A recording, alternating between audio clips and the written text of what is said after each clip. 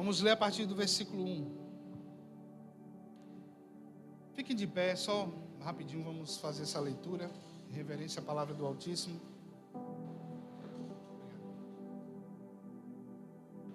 A partir do versículo 1, no princípio era o Verbo, e o Verbo estava com Deus, e o Verbo era quem?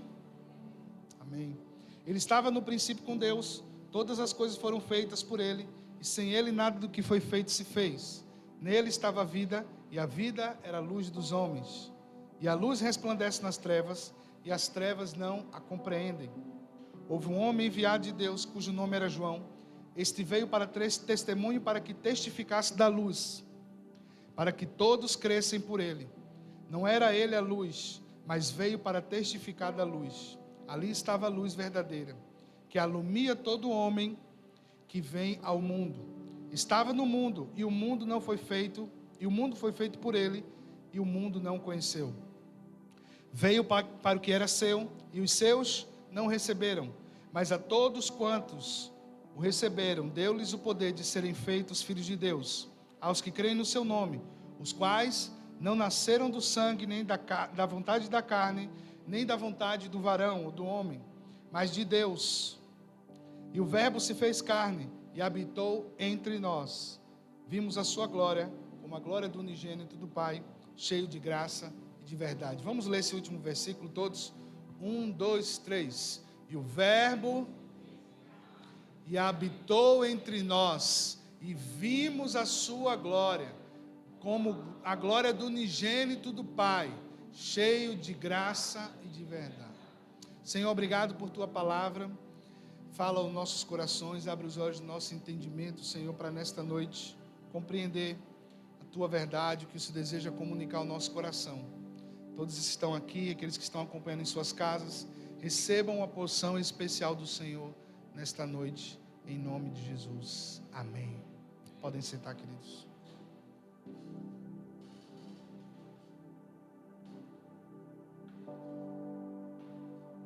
Amém. Vamos falar hoje sobre a esperança viva. Jesus, a luz do mundo, é a esperança viva que transformou a nossa realidade. Queridos, quando fala que Jesus é a luz,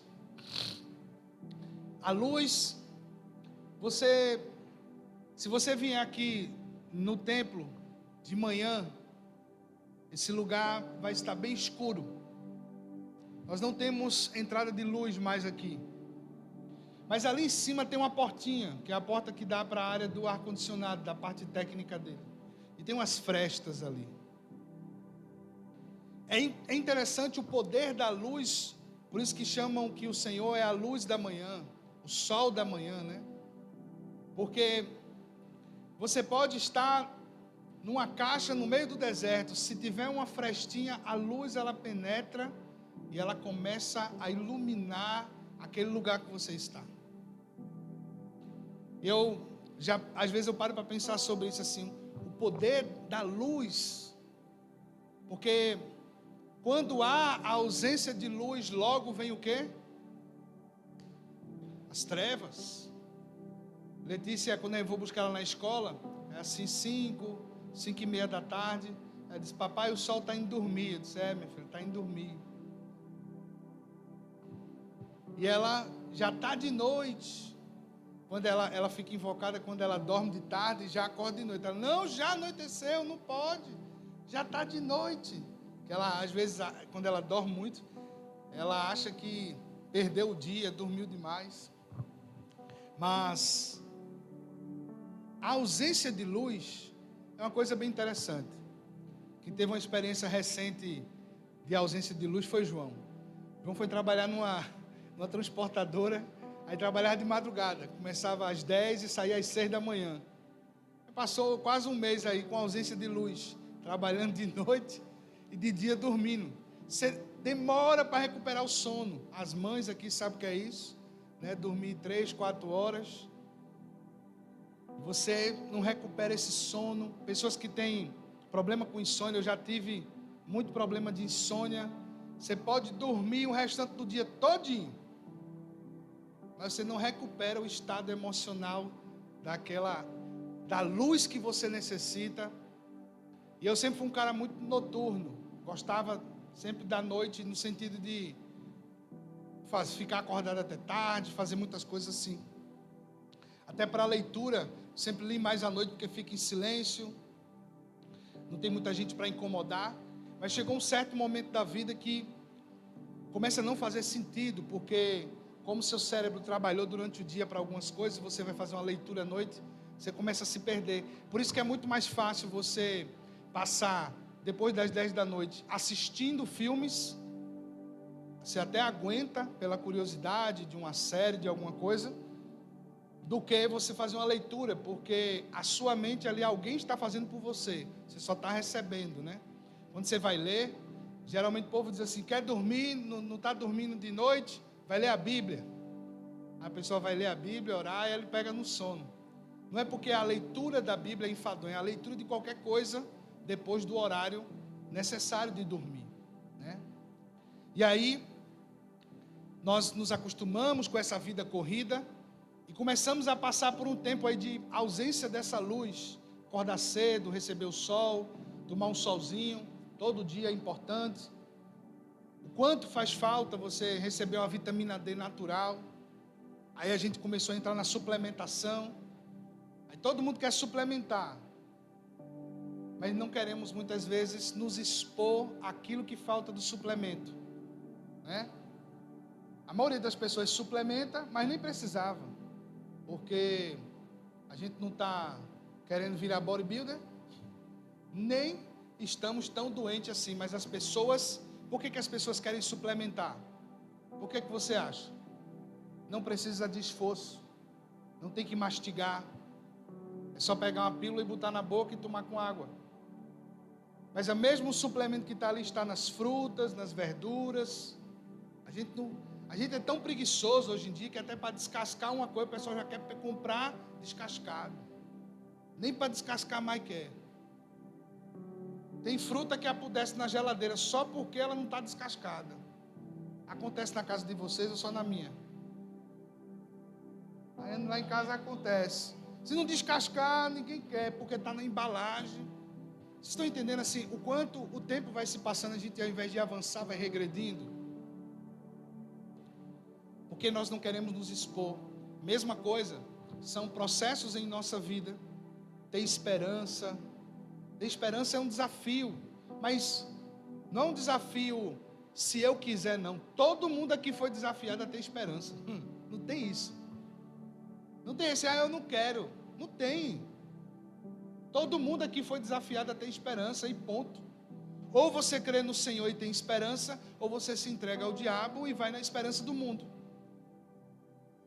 Para algumas pessoas parece mais fácil andar nas trevas do que insistir na luz.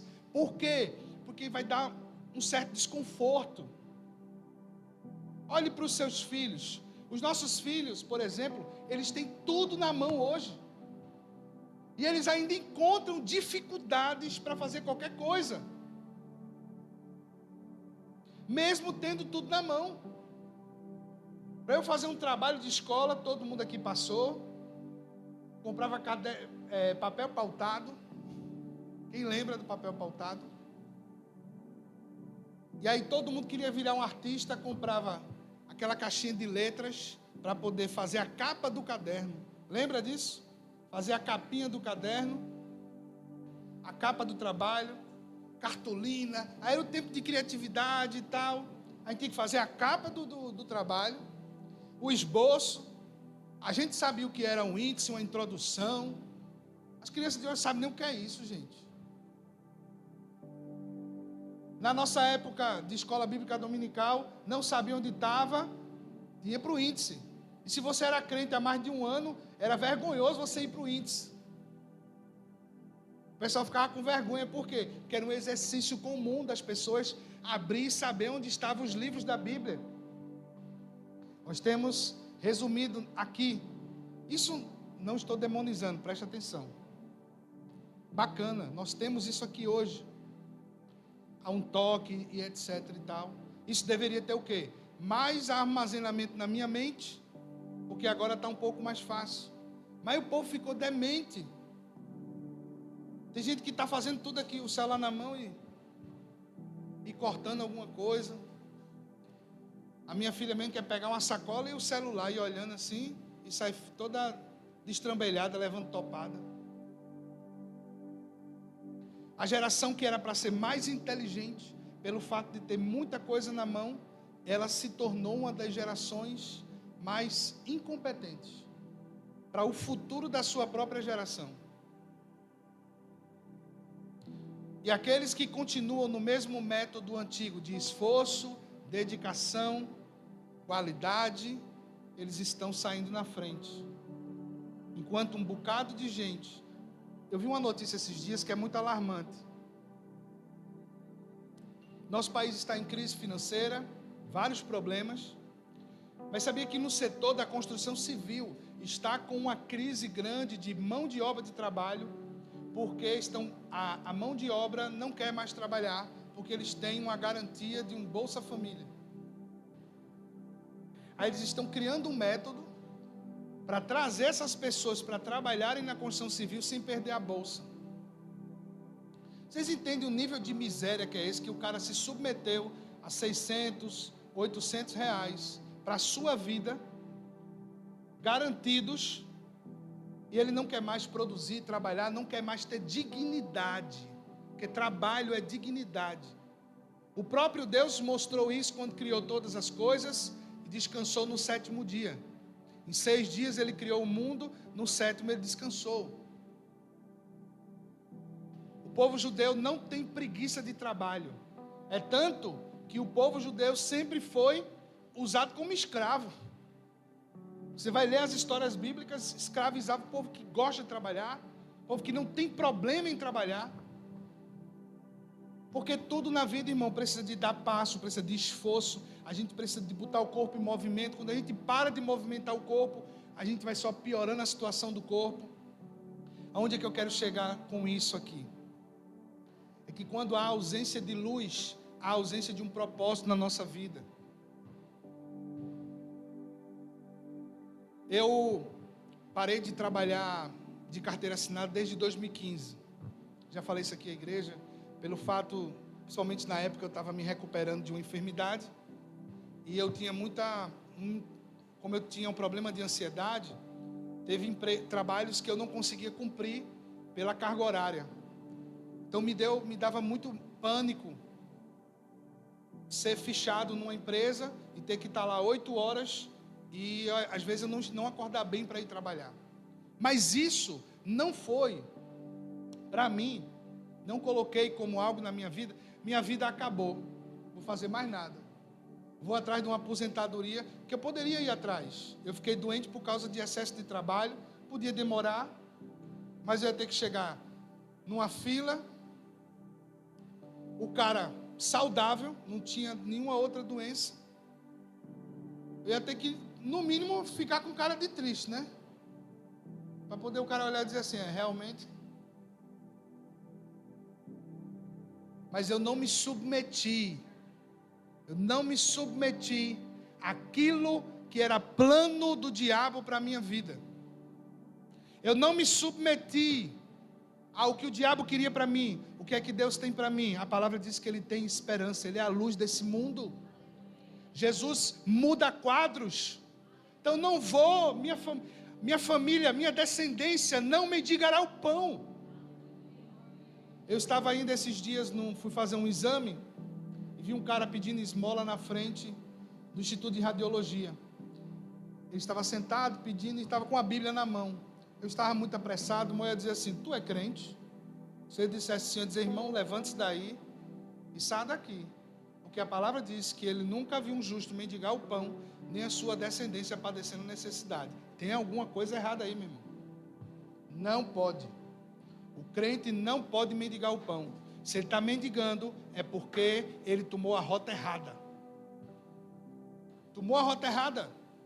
Deus é provedor, Deus é socorro. Mas se você estaciona, meu irmão, aquilo que eu estava falando semana passada, Você já deve ter visto um carro estacionado na porta da casa de alguém, em frente a um ferro velho.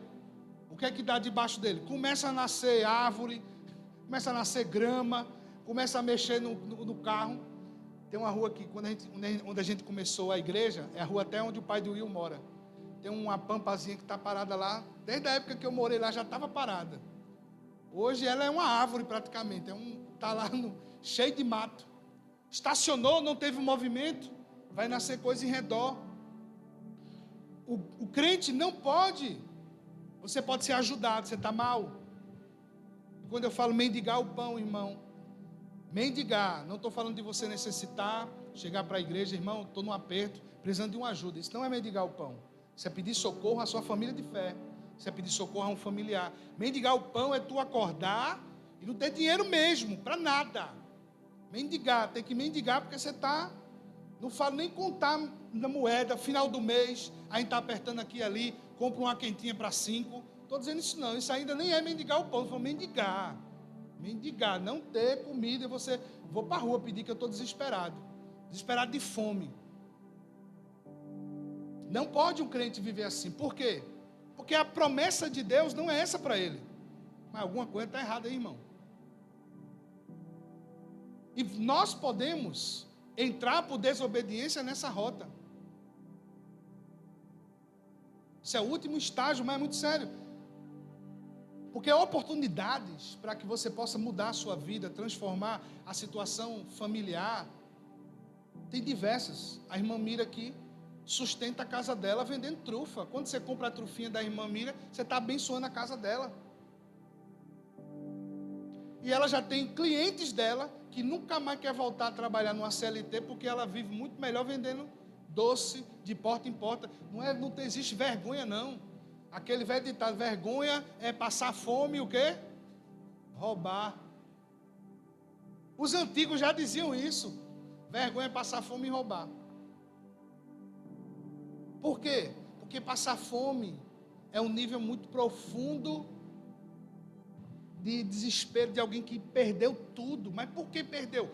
Tudo existe uma causa. Eu preciso olhar em meu redor. Mas por que eu cheguei aqui? As pessoas não gostam de fazer autorreflexão. Porque a autorreflexão vai extrair de você tudo que está errado em você. Onde você errou, onde você pisou errado, as escolhas, as amizades e isso e aquilo. A procrastinação, a preguiça que deixou. Preguiça é pecado. Então, se você se sentir preguiçoso, diga: Senhor, tem misericórdia de mim. Arranca esse espírito de preguiça, em nome de Jesus. Porque preguiça é pecado, gente. O que é que a palavra do Senhor diz sobre preguiça? As crianças aprendem ali. Qual é o quê? Vai ter com a formiga, ó preguiçoso. Vai ter com a formiga. Por quê? Porque ela trabalha para no inverno todo mundo não passar fome.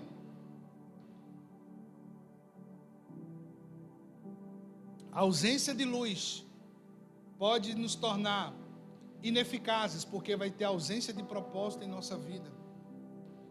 Jesus é a luz que ilumina o mundo. Nós acabamos de ler. Coloca aí, minha filha, por favor. Primeira João 1. Vamos ler do 1 ao 5 novamente. No princípio era o verbo, e o verbo estava com Deus, e o verbo era Deus. Verbo é o que? A palavra. Ele estava no princípio com Deus. Todas as coisas foram feitas por ele, e sem ele nada do que foi feito se fez. Nele estava a vida, e a vida era o quê? A luz dos homens. E a luz resplandece nas trevas, e as trevas não a compreendem. Veja nisso. A luz resplandece nas trevas.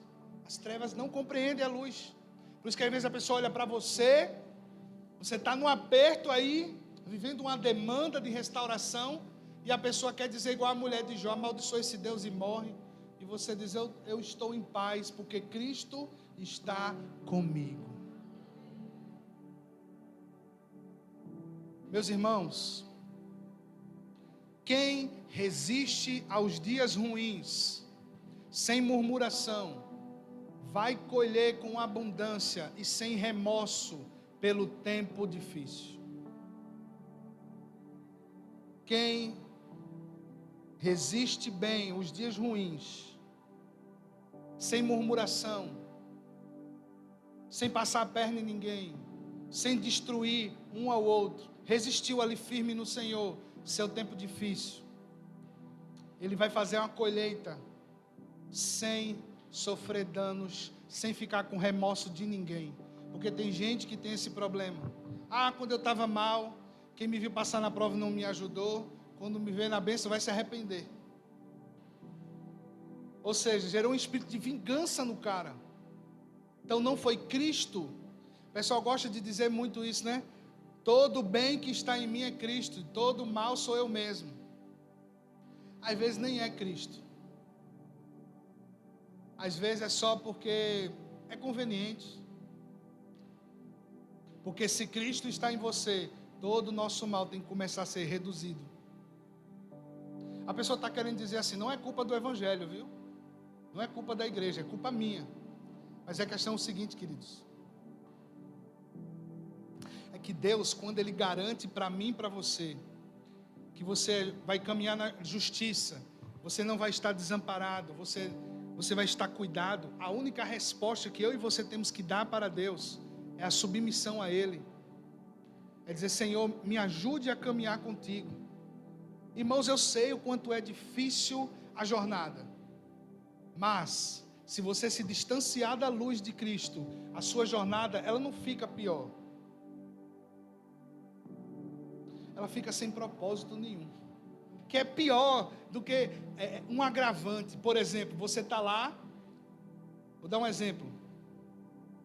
O pai de Meline, que passou uma situação já de câncer, de medula, sentiu a presença de Deus, o Senhor ajudou ele no processo. Aí o cara novamente tem um problema, volta para o hospital, a igreja está orando, ele em fé, a família em fé, recebe um diagnóstico ruim. Mas eu te garanto, se ele não tivesse a fé no Senhor, o desespero, o vazio, o vácuo era muito maior. Mas quando estamos em Cristo, outro exemplo, a avó de Poliana, aquela mulher era para ter morrido. É ou não era? Era para ela ter morrido, gente. Tem diagnóstico que chega, tem situação que chega para mim, pastor, vamos orar para fulano. Eu oro, mas já tem gente que ora que eu já sei que ele vai embora. Eu não digo para a família, irmão, primeiro que eu não tive autorização do Senhor para dizer.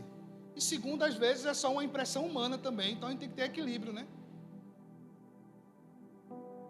Mas olhava, se você visse o diagnóstico da avó dela, aquela mulher não era para estar viva mais. Mas quando a demanda chegou, a mulher lembrou da cruz. Lembrou que existe Jesus. E entrou no arrependimento. Senhor, porque infelizmente nós só reagimos quando há ausência de luz. Aí é onde a gente vê, meu Deus, eu passei tanto tempo sem luz e não percebi que eu estava em trevas. Mas sabe o que é bom da luz? Sabe o que é bom de Cristo? É que Cristo, Ele é bom. Ele é a esperança. Ele é a luz que ilumina o mundo. A vinda de Jesus na terra trouxe propósito para as pessoas. Quando nós compreendemos e aprendemos sobre a palavra de Deus, nós vamos ver uma coisa bem interessante. Os irmãos que participam do nosso discipulado, as pessoas que entram aqui na igreja, eles passam por algumas fases de estudos que começam a entrar em parafuso, porque às vezes vieram de outra denominação que usava o medo como um método dele permanecer crente. Olha, se você não fizer, Deus vai pesar a mão sobre você. E aí quando vamos estudar a palavra, as pessoas entendem que Cristo está nos levando à obediência, Ele nos dá o suporte, Ele nos ajuda a chegar aonde Ele deseja, e as destruições que acontecem ao nosso redor não é Deus pesando a mão, é o diabo enfurecido porque eu hoje não estou mais fazendo parte do plano que o diabo tinha para mim. Estão entendendo? Existe uma diferença entre você ter compreensão da palavra de Deus, que vai abrindo os seus olhos, do que você andar como um escravo com medo de Deus. Nós temos que ter temor, não medo de Deus. O temor é porque eu tenho que compreender que Deus é soberano. Ele enviou seu Filho em nosso resgate. para resgatar e mudar a nossa situação. Hoje nós temos vida abundante por causa de Jesus, amém?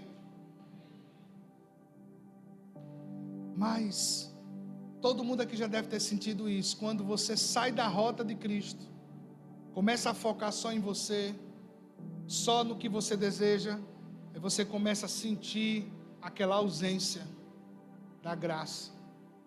Não é que você está sem a graça de Deus, você sente falta do aconchego, da unção, do amor, porque Ele não está distante de você, mas nós nos distanciamos dEle. E quando vamos para distante de Deus, por causa das situações, das demandas, das dificuldades, da obstinação. Eu sempre falo que às vezes a pessoa está muito embriagada com obstinação. E quando está embriagada de obstinação, ela não consegue ver ao redor. É igual alguém que está enfurecido. Ela não responde bem. Por quê? Porque ela está focada só numa coisa. Ela já esqueceu que pode resolver as outras situações com calma, respirando fundo, pensando direitinho, mas ela está tão embriagada com a obstinação dela, que ela não consegue parar para pensar. Eu já tive situações assim, de estar tão embriagado com minha razão. Eu vou lá, eu vou fazer, eu vou mostrar para ele, vou mostrar para ela que eu estou certo. Mas eu fiz uma coisa antes de ir falar com a pessoa, fui orar. Aí o Espírito Santo começa a mostrar, rapaz, o que é que você vai ganhar com isso? Deixa eu te mostrar. Ganhe essa pessoa com calma, com sabedoria. Não, mas eu estou cheio de razão. Meu filho, não é sobre ter razão. A vida não é sobre você ter razão. A vida é sobre seguir a paz com todos. E a santificação, sem ela ninguém verá o Senhor. Foi daí que eu comecei a deixar de ter razão. E mesmo tendo razão, compreendi o que a palavra diz. Se alguém der na tua face, você entrega a outra. Porque eu estou tendo paciência com o outro, que não evoluiu espiritualmente como eu evoluí. E não estou falando isso sobre vanglória. Estou falando sobre alguém que está sendo desenvolvido no Espírito Santo. É onde você vai ter paciência, paz, determinação para algumas coisas. Da irmã Leni estava aqui lembrando sobre isso. Nós queríamos, nesse período, até está quentinho, a gente vai fazer uma manutenção, né? Já tem mais de um ano o ar-condicionado. Falando isso, Wallace, tem que ser essa semana, viu? Porque próximo domingo a gente vai estar com a igreja cheia. E aí, senão, o negócio vai desandar aqui. Mas nesse período, quando tinha só os ventiladores, sem vento nenhum externo, que parava de ventar, era bronca aqui, meu amigo, era quente. Era ou não era? Tinha muito mais irmãos, e ficava quente aqui, meu filho. Era o calor comendo no centro, a gente aqui, desesperado, pregava com lencinho, do calor grande. E no meu coração disse, Senhor, está na hora da gente climatizar esse lugar, mas a gente não tem dinheiro não, mas o Senhor não é dono da obra? Faça alguma coisa aí. Oramos, me lembro quando eu reuni a liderança, disse, irmãos, a gente tem um objetivo aí, mas a gente não tem dinheiro não, mas a gente tem fé. Vamos colocar diante do Senhor. Eu disse, o mesmo custo para comprar com fé tendo dinheiro, é a mesma coisa de não ter, é a mesma fé. Vamos orar e colocar diante do Senhor. E o dono da obra, ele faz, irmãos. Ele faz. Ele cumpre. Ele abre as portas. Vocês lembram que a gente ficou meses esperando o ar-condicionado chegar, porque houve um erro, aí foi para Campinas, e aí o frete era mais de R$2.000 para trazer. Um frete, irmão, de 100 e pouco, de R$300. Aí o cara dizia assim, não, só pode ir para onde a nota foi faturada, que a gente comprou em nome da igreja de Campinas, e não podia entregar aqui, tinha que entregar em Campinas. Eu disse, vou fazer o quê? Tá bom. Chegou, ficou lá um mês, e a gente batendo cabeça, ligando para as transportadoras, e era R$2.000, R$3.000. Eu disse, Jesus, tem condição não. Eu pago até 600, mas mais do que isso eu não pago não. E, Senhor, não, vamos orando, meu Deus do céu. Aí o irmão Rodrigo, que é do financeiro da igreja lá em Campinas. Pastor, me lembrei de um irmão, o irmão Valdeci, tem uma transportadora, e eu acho que ele manda para o Nordeste. Quando foi falar com o irmão, ele mandou 0,800 para Recife. Chegou em Recife, a gente pagou acho que uns quase R$400 do frete, que foi para trazer de Recife para cá. O mesmo valor do frete que foi o inicial. Porque Deus, Ele só faz a obra completa, amém? É assim que Ele faz, é assim que Ele quer fazer na minha vida e na sua.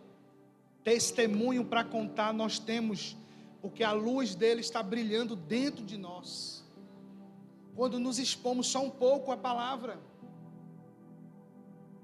Relembrando só um pouco do que falamos semana passada, as promessas de Deus, elas não voltam vazias. Sabe qual é o grande problema para o cumprimento da promessa? Minha disposição em viver a promessa de Deus. Porque eu digo isso, irmãos, tem coisas que só vão acontecer quando a gente se posicionar. E às vezes o posicionamento é esperar. Eu já passei uma vez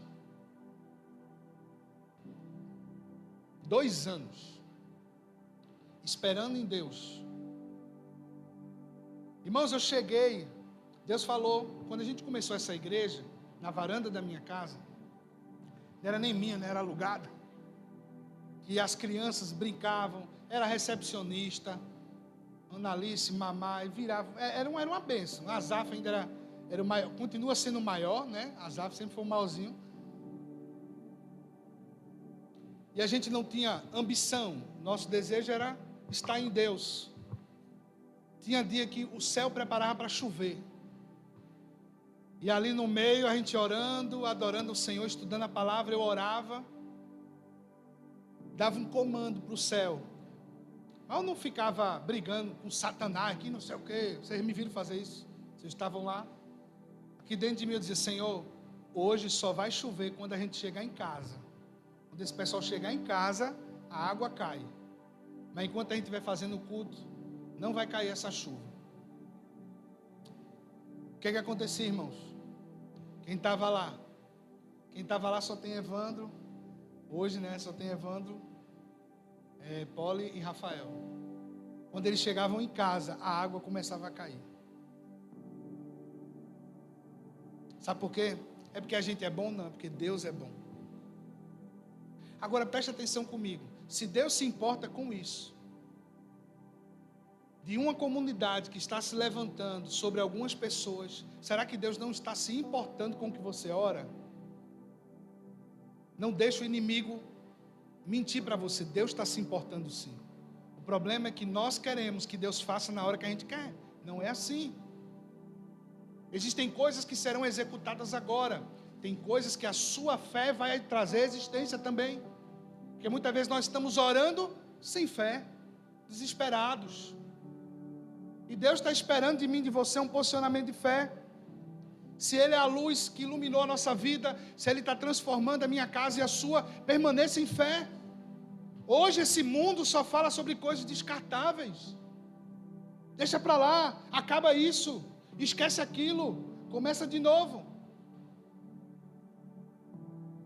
Mas não é assim, queridos, tem um processo. Eu vi um testemunho de uma família, que um jovem de 13 anos chegou para os pais e disse, olha, esse negócio de estudar não é para mim. Não quero estudar, eu vou empreender, tal. E todo mundo exaltando, porque o menino fez uma escolha que, no futuro, irmãos, pode ter só dinheiro. Talvez ele pode ter muito dinheiro, ficar muito rico. Mas conhecimento ninguém pode roubar de você. Nem o apóstolo Paulo, que era conhecedor e etc., não chegou e disse, não, eu não quero passar pelo processo, não. Eu fui criado aos pés de Gamaliel, rapaz, do melhor doutor que ensinava ao judeu. Vocês sabem de nada, vocês querem me ensinar? Só que a questão é o seguinte, presta bem atenção. Qual foi o impacto na vida de Paulo? Ele nunca tinha visto na escola de Gamaliel o poder que ele viu de Ananias receber uma direção de Deus, orar por ele, ele deixar de ficar cego. Você entende que isso só pode vir de Deus, isso só pode acontecer de algo sobrenatural. Não podemos fugir do processo, nem podemos acelerar processos. Precisamos viver dia após dia. Eu sempre falo isso à minha filha: olha, hoje o que você acha que não vai valer a pena para você no seu estudo, daqui a 10 anos você vai entender, porque foi bom você insistir e você não parecer um abestalhado no meio do povo falando sobre química e tu não entender nada do que eles estão falando. Porque olha, pensa esse negócio para mim que era chato, química, física. Eu não aprendi a maioria das coisas, mas pelo menos o cara fala que eu vou montando o quadro, eu tenho noção. Eu nem sabia qual seria a minha profissão, tinha desejo, sempre gostei de artes e tal. Mas quando eu sento com um empresário, por exemplo, do meio, de qualquer meio, ele pode falar o que for para mim, eu já vou montando o esboço do que a empresa dele precisa, tal, aqui na minha cabeça. Quando ele para, eu apresento o esboço, o cara olha assim, você vê que o rapaz entendeu. Sabe por quê, gente? Porque mesmo que parecia ser difícil algumas coisas, era melhor estudar, é melhor ler. Não tem nada melhor do que ler. Eu reprovei a primeira série, porque eu não aprendi a ler. Aí tive que fazer a mesma série junto da minha irmã. Depois desse problema, rapaz, eu lia tudo, até hoje, leio bula de remédio, leio atrás do shampoo, leio tudo. Eu leio pedaço de fita, o que tiver em fila, eu leio tudo. Gosto de ler todas as coisas, assim, não me perco mais em canto nenhum. Vou para qualquer cidade, vou ler nas placas, vou entendendo. Minha cabeça é desse jeito assim. Porque isso vale a pena. Isso vale a pena. Conhecer a palavra de Deus vale a pena para mim e para você. Foi lendo a palavra de Deus, fazendo aula, que eu dei aula em instituições que eu não tinha nem cacife para entrar. Mas quando Deus está com você, quando você tem um propósito de vida, eu passei na frente de muita gente. Fui da primeira escola que eu dei aula, foi no Senai. Eu nem tenho formação, eu abandonei a faculdade. Eu não tenho nem formação superior, só tenho um curso técnico e muita cabeça. A cabeça é grande assim, mas entrou muita coisa. A pessoa disse, eu acho que, não sei se vocês lembram, quando eu estava para casar, a gente chamou você já sabe que o pastor de vocês desafia negócio de fé. Aí eu chamei um fotógrafo. Naquela época era R$1.500, estou falando de 2008. Era a mesma coisa que cobrar 15 mil. Aí o cara mostrou aqueles álbum bonito, grosso, tal. Esse rapaz tá lindo, viu? Mas eu tenho fé. Aí o cara, você é crente? Você é, sou. Então, como você é irmão, eu vou lhe dar R$300 de desconto. Eu disse, eu continuo crendo. Aí o cara doido para fechar um negócio, disse assim, rapaz, se eu conseguir um trabalho para tu. A gente conversou bastante, ele sabia que eu tinha curso de informática e tal. A gente fecha, eu disse, na hora. E a irmã dele era diretora do Senai, Clóvis Mota aqui, Senai de moda, daqui da Prudente de Moraes. Estavam fazendo uma seleção, me levaram para lá. Eu disse, rapaz, eu sei fazer um esboço de pregação, já dei aula na escola bíblica, o que é fazer uma aula para coisas que eu já sabia, de informática, que eu já tinha formação, e fiz.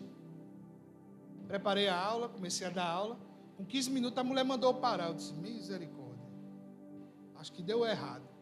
Não, o senhor está aprovado, começa tal dia. Meu coração assim gelou, na hora eu fiquei, meu Deus do céu. Eu fiquei, foi tão fácil assim? Não, é porque Cristo, quando está com você, a porta se abre. A luz entra onde tu não pode entrar, a luz vai entrando ali, ó, vai mexendo no coração, vai mostrando a um, vai mostrando a outro. E você começa a dizer, meu Deus, como é que isso aconteceu? Porque Cristo fez. Tenha paciência, tenha esperança, tenha perseverança no propósito. Porque elas não saem como a gente deseja, porque Deus está melhorando a nossa cosmovisão, a nossa forma de ver, a nossa forma de sentir.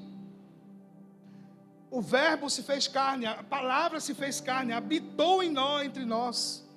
Jesus está no nosso meio. Qual é o impacto que o Natal pode ter nesse período? É que a esperança não morreu. Cristo é a esperança para a minha vida, para a sua vida. Creia somente nisto. Creia tão somente, permaneça seus olhos fixos em Jesus. Mas pastor, a situação financeira, eu não estou nem aí. E quando eu falo não estou nem aí, é no sentido, não é que eu não estou preocupado, é que isso não pode me causar desesperança. Porque Ele sustenta, Ele cuida. Esta semana eu vou começar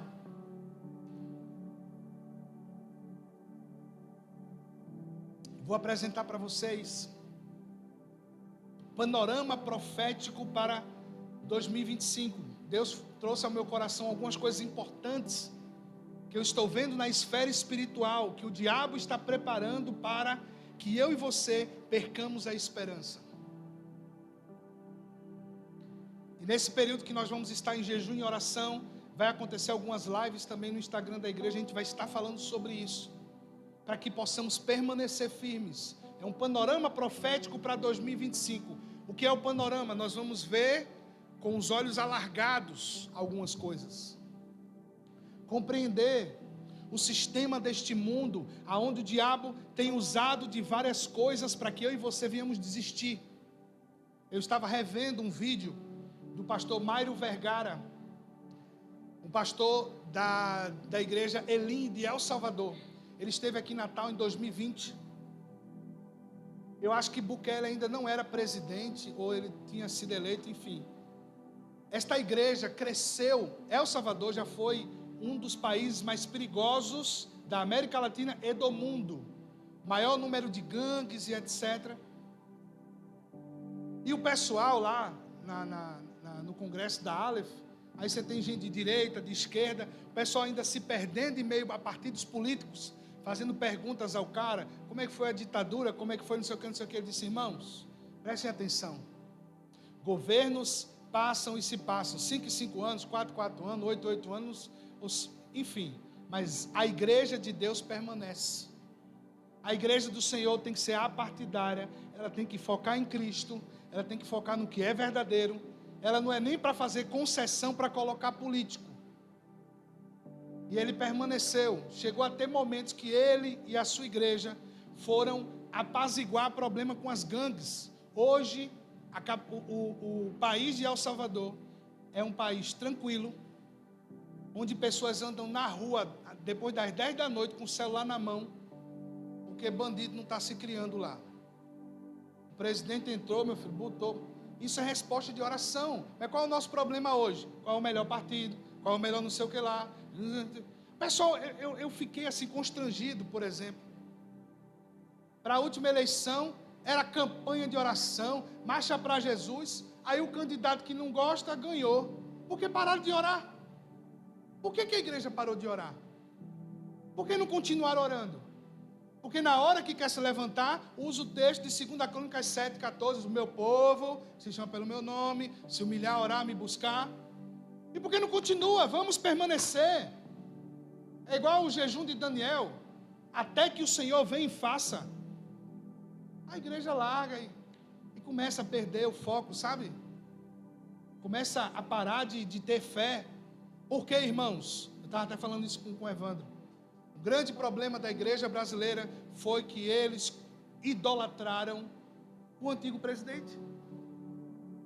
E eu sou a favor das políticas dele, de algumas coisas, mas houve idolatria sim, muita idolatria.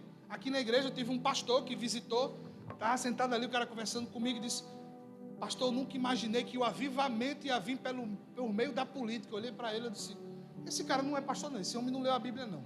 Esse pastor foi criado em qualquer canto, empurraram ele para pastor, que não tem condição não. Como é que o cara diz uma besteira dessa? Que o avivamento ia vir por meio político, aonde? Não pode, gente, nem minha filha acredita nisso. Idolatria. O povo idolatrou, chegou num nível muito alto de idolatria, e o Senhor nos entregou As nossas paixões, meu irmão, está aí, ó, pau em cima de pau.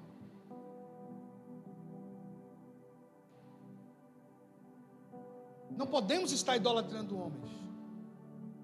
Nós precisamos voltar a nossa adoração para Cristo. Precisamos permanecer, porque, irmãos, céus e terra passarão, mas a minha palavra não passará. A palavra do Senhor não passa. Eu vi crentes, e até hoje ainda, continuam nos grupos do WhatsApp, é um namorado de Bolsonaro ainda, e sei o quê, minha gente, acordem, pode ser ele, pode ser outro, nós não podemos desistir sim, do Brasil não desista, é isso que eu vou falar, o sistema quer que você desista do seu país, o sistema quer que você entregue para os bandidos estarem administrando e sendo corruptos, porque se os bons param, os maus vão se levantar. Essa semana, olha o nível, gente. Uma sessão da Câmara de uma cidade do país, ela parou por causa de um peido. Vocês acreditam nisso? Olha o nível de política que a gente tem. Alguém soltou uma bufa tão poderosa dentro do plenário que acabou a sessão, gente. Foi aqui? Olha para aí. Quando eu vi o vídeo, eu disse, gente, eu não acredito nisso não. Esse comedor de ovo pôde... Olha o nível. O cara não teve que dizer, vou no banheiro, vou sair daqui. Mas se está assim, alguém uma pessoa numa sessão solene, estamos, gente, barco perdido e mal carregado. Ele não está bem carregado, não, está mal carregado. Mas nós precisamos insistir. Estamos como o povo cativo em Babilônia. Mas sabe o que é interessante? A Babilônia até prosperou por causa dos filhos de Deus ali na Babilônia. Eu e você, nós vamos crescer, prosperar, nós vamos ver os nossos filhos felizes, nós vamos ver a glória de Deus em nossa casa, porque nós estamos em Cristo. Amém? Nós estamos nele, nós estamos com ele, nós vamos ver mudança. Não pare de declarar na sua casa. Irmão, vai chegar a dia que você vai declarar e nem você vai crer. Você vai estar tão desesperado e dizer, meu Deus, eu estou declarando porque eu tenho que botar para fora, mas eu não sei, Senhor, me ajude. Mas creia, Ele é poderoso para fazer. Ele é. Não desista do que Deus tem para a sua vida, amém? Não desista do que Deus tem para a sua casa. Não desista do que Deus tem para os seus filhos. Ah, meu filho não volta mais não, está perdido, querido. Quem diz quem não volta é o Senhor. A última palavra é a de Deus. Não é a minha, não é a sua, é de Deus. Ah, pastor, eu fiz muito errado na minha vida, eu estou colhendo. Meu irmão, não importa. Ele é bom. O salmista disse, confessei-te o meu pecado, a minha iniquidade não mais encobri. Ele parou de mentir para si mesmo, parou de mentir para as pessoas, disse, não, eu errei, mas eu quero ver salvação na minha casa. Então eu creio no que Deus tem a fazer sobre meus filhos, sobre minhas filhas, sobre meu cônjuge. Declare, continue declarando, continue crendo. Os olhos aqui, ó, Jesus. Porque, irmãos, o diabo vai usar muita coisa para confundir eu e você. O diabo vai usar de tudo para que eu e você não tenhamos esperança. O diabo vai usar de tudo para que eu e você venhamos, sabe assim, acordar e dizer, não tem mais jeito. Não tem mais jeito. Eu acho que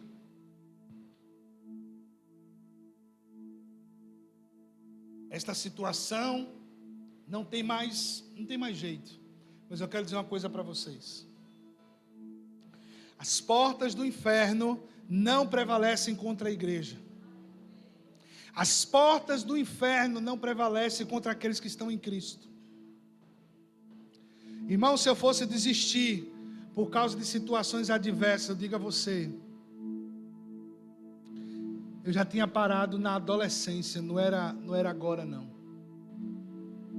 Porque o que eu já vi de coisa ruim em igreja, O que eu já vi de coisa ruim nas pessoas, não é brincadeira não. Mas desde pequeno, algo dizia aqui dentro: olhe para Cristo. Principalmente para eu não me julgar melhor que os outros. Porque todos nós vamos errar, irmão. Até fazendo de tudo para acertar, você também vai errar. Às vezes você vai dar a sua vida por alguém e ela não vai ter gratidão a você. Já cuidei de muita gente. Já recebi gente totalmente quebrado. E isso eu não estou falando desde que abrimos a Ágape, não. Estou falando de muitos anos. E louvo a Deus porque a minha pedra na coroa não é sobre o que as pessoas viram eu fazer. É o que Cristo me viu fazer. Vai ter gente que talvez a gratidão dela seja pouco por você. Está tudo bem, ela e o Senhor. Mas você foi importante na vida dessa pessoa. Não faça porque você quer ver a gratidão. A gratidão você vai receber de Deus. A recompensa você recebe do Senhor. Não, como diz as Escrituras, é melhor dar do que receber. Então vai ter gente que você vai visitar a casa dela, vai estar mal lá. Você vai ser amparo para essa pessoa. Já teve gente aqui que a gente ajudou, levantou recurso financeiro, e a pessoa recebe, mas não dá o devido valor, vai embora. Teve uma família que a gente ajudou, que apareceu no Instagram da igreja. A menina mentiu bastante, criou uma situação. Eu achava que o problema era o marido e era ela o problema, com vício, com tudo. Mas tanto a gente quanto a igreja presbiteriana lá do centro, a gente ajudou, porque a gente olhou para a necessidade dela, com uma criança. As crianças tinham se tirado delas e levado para um orfanato, porque eles estavam numa situação caótica. A gente não podia olhar e dizer assim, ele merece. Não, ele merece a bondade. O que é que nós temos para dar? Nós temos bondade para dar, então vamos dar. Vamos tirar do bolso, vamos se esforçar e vamos ajudar. O que vai acontecer depois aí é com eles e Deus. Eu não parei de me preocupar com isso. Porque como diz a palavra do Senhor, às vezes você pode estar hospedando anjos e você não sabe. Então o que eu quero encerrar nessa noite aqui? A minha esperança e a sua não esteja só no resultado diante de nós. Reflita nesses dias o resultado que está acontecendo dentro de você, dentro de mim, dentro de você. Qual o resultado que isso tem causado dentro de nós? Às vezes você não está ganhando o mundo inteiro, mas está ganhando a sua casa. Tem irmãos aqui que podem contar o testemunho e dizer, olha, esse ano eu não ganhei um bocado de gente para Jesus, mas a minha casa, Deus começou a trazer paz na minha casa. Deus começou a mudar algumas coisas de lugar. Não é o meu ideal, mas está acontecendo. Cristo é a nossa esperança. O Verbo se fez carne, está habitando em você. Fique de pé, vamos orar. Coloque a mão em seu coração e reflita nesse momento o que é que Deus tem feito na sua vida e que você possa agradecer a Deus pelo que Ele tem feito.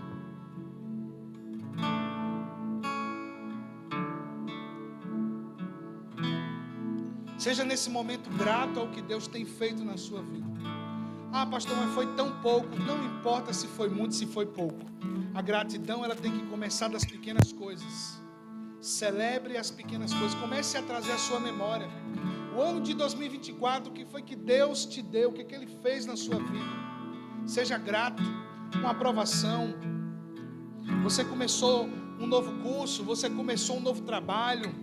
Deus te livrou da morte, Deus te livrou deste mundo. Talvez os planos do diabo eram te carregar para o inferno, mas você resistiu nesse ano. A luz dele está resplandecendo em você. Seja grato ao Senhor, seja grato ao que Deus tem feito na sua vida. Seja grato a Ele, diga, Senhor, te agradeço pelo cuidado do Senhor comigo, pelo teu cuidado, pelas realizações. Eu te agradeço, Senhor, porque de pouco em pouco a minha casa está começando a ter paz, a estar restaurada. Senhor, alguma coisa está acontecendo no meio e eu quero avançar mais no Senhor. Me me dê sabedoria, me direcione, me faça ver o que o Senhor tem para mim, em nome de Jesus. Seja grato ao Senhor, seja grata ao Senhor, agradeça pelo que Ele tem colocado em suas mãos, pelo que Ele tem feito, mesmo que seja pouco, mas seja grato com pouco, porque você vai imergindo muito. Deus tem grandes promessas para a minha vida e para a sua. Você tem bênçãos para contar, você tem bênçãos para declarar e dizer: Senhor, obrigado por teu cuidado. Obrigado, Senhor, porque até aqui Tu tem nos ajudado, Jesus. Oh, Espírito Santo de Deus, perdoa, Senhor, quando o nosso coração ficar abatido com as circunstâncias, quando o nosso coração ficar abatido, Senhor, mas eu quero louvar porque o Teu Espírito nos levanta e não nos deixa abatido. Quando estamos expostos à Tua palavra, quando estamos expostos à Tua presença, meu Deus, como é maravilhoso. O Senhor não desiste de nós, o Senhor não desiste da Sua igreja, o Senhor cuida de nós, ó Deus. Ah, Jesus, Tu és a nossa esperança viva. Jesus, não nos deixa esquecer das Tuas promessas. Obrigado porque o Senhor está habitando em nosso meio e está nos dando sabedoria e revelação no conhecimento do Senhor, e nos fazendo, Jesus, enxergar além daquilo que pedimos ou pensamos. Senhor, eu quero abençoar os meus irmãos que estão aqui, os que estão acompanhando em suas casas. Senhor, que a fé deles continue sendo ativada e eles não venham desistir dos propósitos que o Senhor tem para as suas vidas. Senhor, eu quero te pedir, ó Pai, que Tu venha nas áreas agora da vida, do coração dos meus irmãos. Áreas ainda, Senhor, que não foram restauradas, venham ser restauradas em nome de Jesus. Seja dificuldade, Senhor, em perdoar, seja dificuldade em prosseguir, tira a procrastinação, tira todo o pecado de nós, preguiça, tudo que não vem do Senhor, que nos leva a estar distante dos Teus propósitos, Senhor.